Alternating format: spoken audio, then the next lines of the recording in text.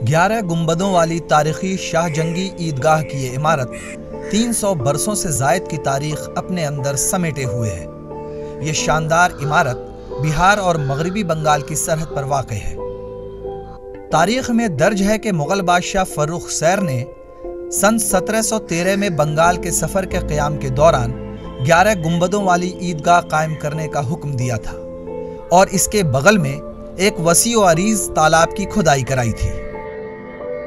ये फर्रुख सैर ने यहाँ पर इसको तामीर कराई है। ईदगाह को अंदर से अगर आप देखेंगे तो लगेगा, उसको देखने से भी पता चल जाता है कि 3 पार्ट में, मतलब अलग अलग टाइम में बने। ईदगाह की इमारत से मुत्तसिल इस तालाब का रकबा 52 बीघा का है।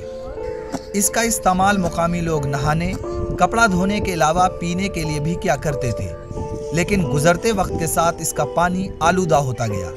आलूदगी की सबसे बड़ी वजह आसपास की नालियों का गंदा पानी इसी तालाब में आकर गिरना है।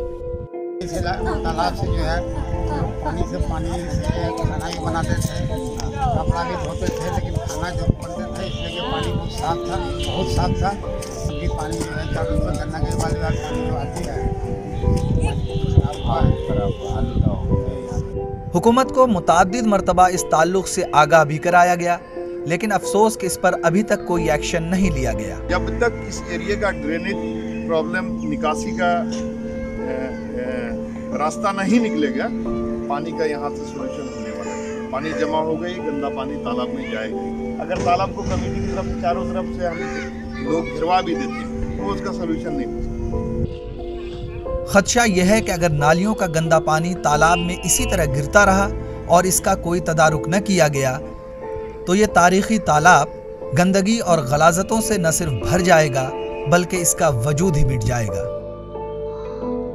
ईटीवी भारत के लिए सज्जाद आलम की रिपोर्ट।